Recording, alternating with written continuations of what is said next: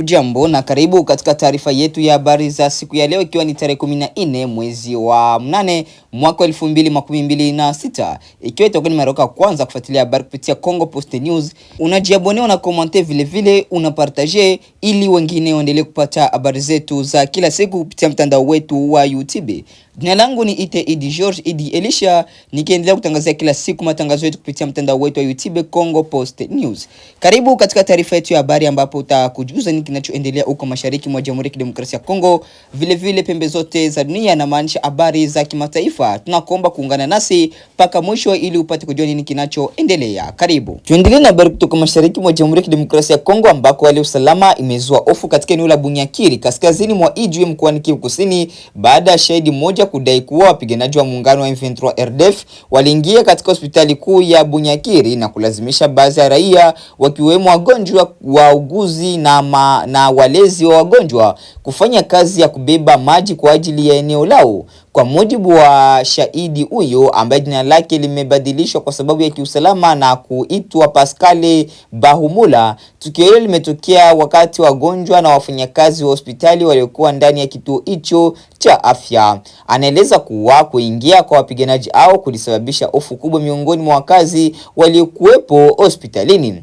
Shahidi huyo anadai kwamba baadhi ya raia walitishiwa na kudaiwa kupigwa kabla ya kulazimishwa kutoka hospitalini kwenda kushota na kusafirisha maji kutoka katika ziwa ya Kivu kuelekea kwenye kilima cha Muganzo, umbali unaodaiwa kuwa makumi ya kilomita. Kwa mujibu wa simulizi hiyo, kazi hiyo haikufanywa kwa hiari bali inadaiwa kutekelezwa chini ya vitisho na shinikizo. Hali hii imeongeza wasiwasi kuhusu usalama wa raia wanaoishi katika maeneo yaliyoathiriwa na mapigano na kuhusu hali ya hospitali ambazo zinapaswa kuwa maeneo salama kwa wagonjwa na wahudumu wa afya. Jambo linalofanya tukio hili kuwa la kutia wasiwasi zaidi ni madai kwamba watu waliokuwa katika mazingira ya hospitali wakiwemo wagonjwa na walezi wao walihusishwa katika kazi hiyo. Hospitali kwa kawaida ni sehemu zinazohitaji ulinzi maalum na wakati wa migogoro, kwa sababu wagonjwa na wahudumu wa afya ni watu walio katika mazingira hatarishi. Hata hivyo, madai haya yanatokana ushahidi wa shahidi moja, hivyo yanahitaji uthibitisho na uchunguzi huru ili kubaini kwa usahihi kilichotokea, nani aliyehusika na ukubwa wa tukio hilo. Ikiwa madai hayo yatathibitishwa, kuwalazimisha raia kufanya kazi kwa vitisho na kuwafanyia ukatili kunaweza kuibua maswali mazito kuhusu ukiukaji wa sheria za kibinadamu za kimataifa na za kibinadamu na ulinzi wa raia wakati wa vita. Kwa sasa tukio hili linaonyesha kwa mara nyingine hali ngumu inayowakabili wakazi wa maeneo ya Kivu Kusini yaliyoathiriwa na mzozo. Raia, wagonjwa na wahudumu wa afya wanahitaji kulindwa dhidi ya vitisho, matumizi ya nguvu na kulazimishwa kushiriki katika shughuli zinazohusiana na mapigano. Kwa kifupi, madai kutoka Bunyakiri yanaonyesha kwamba athari za vita hazibaki kwenye uwanja wa mapambano pekee, bali zinaweza pia kuwafikia wagonjwa, wahudumu wa afya na raia wanaotafuta usalama katika vituo hivyo vya afya. Tuendelee na habari kutoka mashariki mwa Jamhuri ya Kidemokrasia ya Kongo, ambako hali ya usalama katika mji wa Baraka na maeneo mbalimbali ya wilaya Fizi mkoani Kivu Kusini imeendelea kuwa tulivu kwa kiasi kikubwa. Jana Alhamisi tarehe 13 mwezi wa 8 mwaka 2026. Taarifa kutoka eneo hilo linaonyesha kwamba licha ya utulivu huo, bado kuna changamoto kadhaa zinazowatia wasiwasi wakazi. Miongoni mwa changamoto hizo ni swala la upatikanaji wa kodi na ushuru, kuwepo kwa vizuizi katika baadhi ya barabara, pamoja na malalamiko kuhusu kukatika kwa huduma za interneti ya simu. Katika mji wa Baraka, mkutano mkubwa umejitokeza kuhusu swala la malipo ya baadhi ya kodi. Mzozo huo unahusisha sehemu ya vyama vya waendesha pikipiki, shirikisho la waajiri na wafanyabiashara wa Kongo wa FEC pamoja na baadhi ya wadau wa mashirika ya kiraia. Swala hili limekuwa nyeti kwa sababu kodi ya ushuru unaotozwa katika maeneo ya biashara na usafirishaji unaweza kuathiri moja kwa moja shughuli za kila siku za wafanyabiashara na wananchi. Katika wakati huo Kukosekana kwa intaneti ya simu umezua mijadala miongoni mwa wakazi wa Baraka.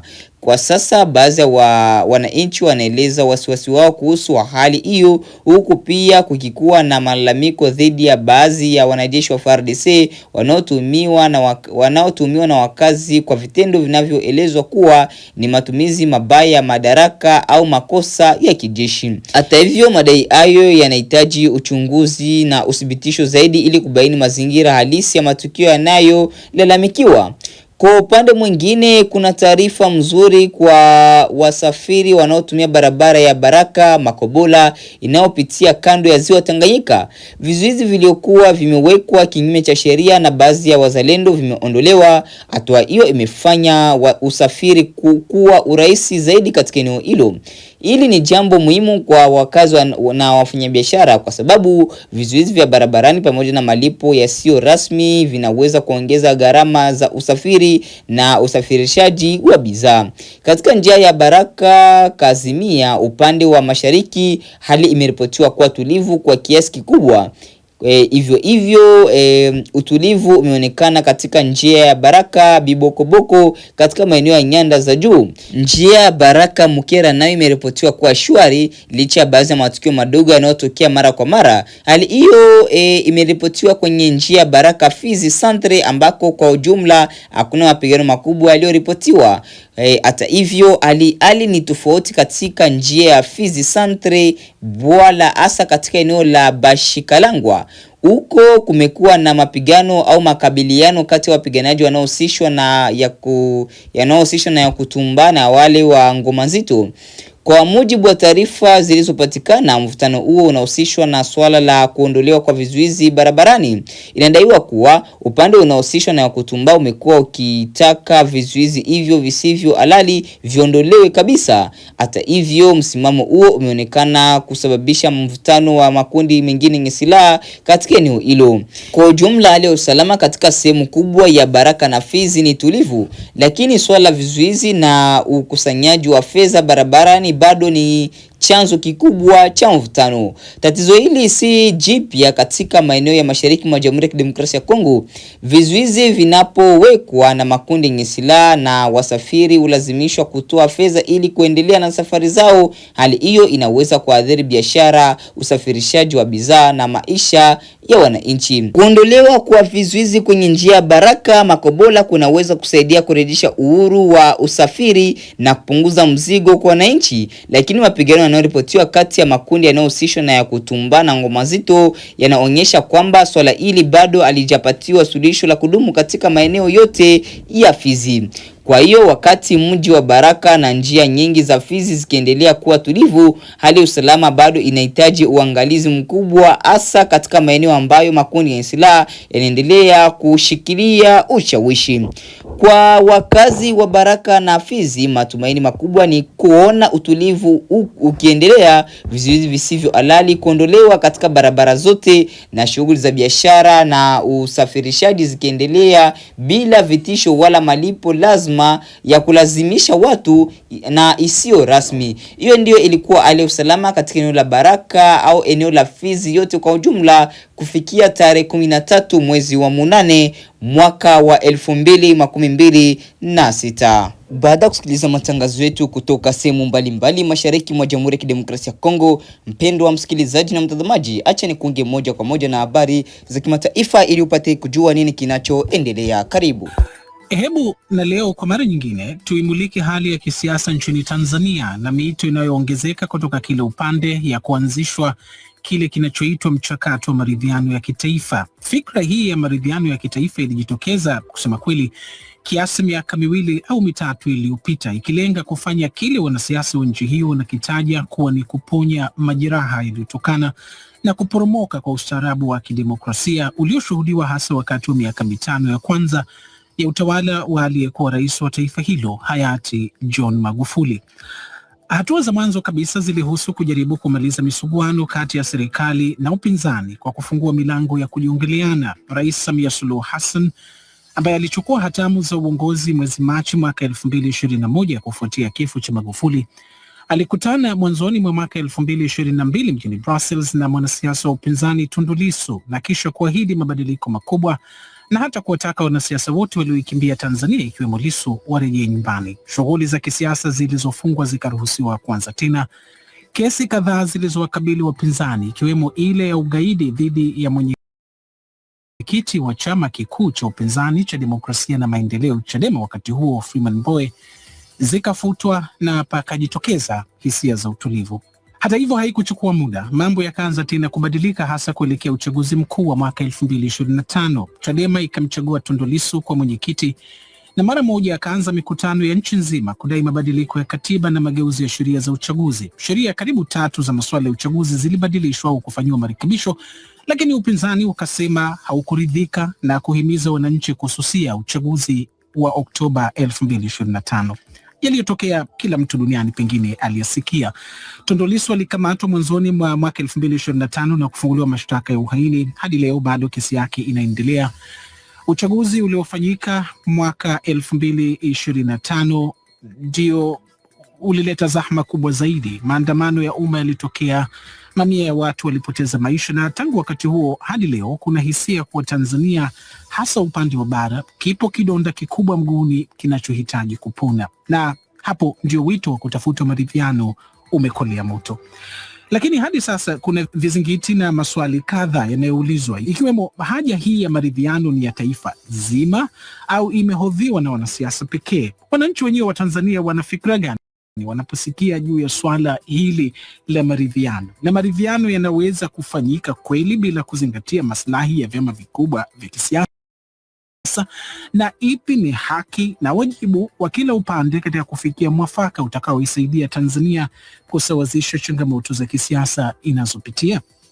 Hayo na mengine ndio tutayajadili hivi leo kwenye kipindi hiki cha maoni mbele ya meza duara, na mezani nimewaalika kutoka Dodoma, Tanzania, mzee Philip Mangula ambaye ni mwanasiasa mkongwe wa nchi hiyo aliyepata kushikilia nafasi za juu za chama tawala nchini humo CCM, ikiwemo wadhifa wa katibu mkuu na makamu mwenyekiti wa chama hicho. Kutoka visiwani Zanzibar nimemkaribisha mzee Juma Duni Haji, naye pia ni mwanasiasa mkongwe aliyeshiriki siasa za upinzani kwa miaka mingi na kushika wadhifa wa mwenyekiti wa chama cha upinzani cha ACT Wazalendo. Kutoka Dar es Salaam, Tanzania, tunajiunga pia na Amani Golugwa. Yeye ni naibu katibu mkuu wa chama cha Demokrasia na Maendeleo Chadema upande wa Tanzania bara. Kwenye mji wa utalii wa Tanzania kaskazini mwa taifa hilo wa Arusha, tumebahatika kumpata Odero Charles Odero ambaye anaongoza asasi mpya ya kiraia iliundwa hivi karibuni iliyopewa jina la Kamati ya Kusukuma Maridhiano ya Kitaifa. Karibuni nyote waungwana kwenye kipindi cha maoni. Asante sana. Mwenyekiti hapa Bon, ni mimi Rashid Chilumba. Nawaomba nyote mniruhusu nianze na mzee Philip Mangula hapo Dodoma. Mzee Mangula, nimesema kwenye utangulizi, umekuwa kiongozi wa juu sana wa chama tawala CCM na umebakia kuwa miongoni mwa wale wakongwe wa chama hicho hivi sasa, na swala hili la maridhiano ambalo nimelieleza kwa urefu kwenye utangulizi linazungumzwa sana hivi sasa na viongozi ikiwemo wa chama chako cha Mapinduzi. Ninyi linapotajwa swala hili la maridhiano ndani ya CCM, fikra hii inatafsiriwa vipi, mzee Mangula? Kwetu sisi si jambo geni maridhiano. Maridhiano ni jinsi vyama vya siasa vyote vina sera zake, vina malengo yake na kadhalika. Sasa katika ushindani, chama kimoja hushinda, na pengine kama kishinda kimoja basi naunda serikali. Nasema si mara ya kwanza, kwa sababu kulikuwa na aina hiyo. Ilikuwa maridhiano kati ya vyama viwili mwaka 2001, yalitokana na kutokuelewana kati ya CCM na CUF. Hasa chama cha CUF hakikubali matokeo ya uchaguzi ule. Matokeo yenyewe yalikuwa tarehe 26 na 27 na Januari 2001. Hayo matokeo yalisababisha vifo na watu kukimbia, kupata wakimbizi huko. Sasa hali ikawa mbaya, kwa hiyo ikawa tufanyeje sasa? Tukakutana sasa makatibu wakuu, mimi upande wa CCM na Maalim Seif Sharif Hamad ambaye sasa ni marehemu upande wa CUF, na hatukuwa peke yetu. Kila kiongozi wa chama alikuja na wasaidizi wake au wajumbe wake. Hata huyo Juma Duni alikuwa mmoja katika upande wa CUF. Na nataka nikusomee sehemu moja ya kilichokiamua. Tulisema ili kufanikisha azma ya kuwa na mashauriano ya kudumu baina ya viongozi wa vyama vya siasa, vyama vya CCM na CUF vimekubaliana kuwa ipo haja ya kuwa na kamati ya pamoja ya mashauriano ya vyama vya siasa hapa nchini, na itakayojumuisha viongozi wa kitaifa wa vyama vyote vya siasa vilivyopo nchini katika mfumo ambao utaamuliwa na vyama husika baadaye. Mwisho wa nukuu. Sasa hiyo tuliona haja ya kuwa na mashauriano. Jambo lolote linapotokea linapoathiri jamii, lazima viongozi wakuu waongoze kufikia maelewano. Chambua kwanza nini kinafanya tofautiane na hapo, kwa hiyo nini kifanyike. Ndio mzee Mangula, niruhusu nibakie nawe kidogo hapo. Hilo swala uliloligusa, hayo unayosema ni zaidi ya miaka 20 pengine na 5 iliyopita, lakini sasa liko swala hili linalotokana na yaliyotokea kwenye uchaguzi utawala wa miaka 5 wa Rais Magufuli. Hii inayozungumzwa sasa, fikra ile bado iko ndani ya Chama cha Mapinduzi, kwa sababu tumesikia baadhi ya viongozi wa Chama cha Mapinduzi ikiwemo makamu mwenyekiti wa sasa wa taifa wa Chama cha Mapinduzi Stephen Wasira anasema kwa mtazamo wa sasa anaofikiria, CCM inapozungumzia maridhiano haizungumzi maridhiano kati ya vyama pengine CCM na Chadema, bali ya nchi nzima. Inawezekana? Inawezekana. Ndio maana hata sisi tulipokubaliana vyama viwili tukasema tusiwe jambo letu wa vyama viwili, tuunde vyama vyote vishiriki. Tukaunda Baraza la Taifa la Mashauriano ya Vyama vya Siasa. Tuliunda. Juma Duni alikuwa mjumbe katika baraza ile kama ilivyokuwa kwangu mimi na kadhalika. Asante. Bwana Amani Golugwa, kama umemsikia mzee Mangula hapo anasema kwa fikra yake inawezekana, na nyinyi pia mnatazama hivyo hivyo ndani ya Chama cha Demokrasia na Maendeleo Chadema. Na hii fikra ya maridhiano ninyi mnaitafsiri vipi ndani ya Chadema? Bwana Chilumba, kwanza ninashukuru sana. Ninajisikia heshima kuwa kwenye meza ya duara na wazee ninaowaheshimu sana, mzee Mangula, mzee Duni Haji. Tumefanya naye kazi Chadema wakati huo nikiwa katibu wa kanda ya kaskazini.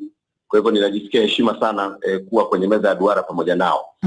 Naam, nafikiri kwamba jambo hili la maridhiano si jambo. Nani hapo ndipo tunapohitimisha matangazo yetu ya habari za mchana wa leo. Basi tukutane katika taarifa yetu ya habari za jioni. Asante, chao.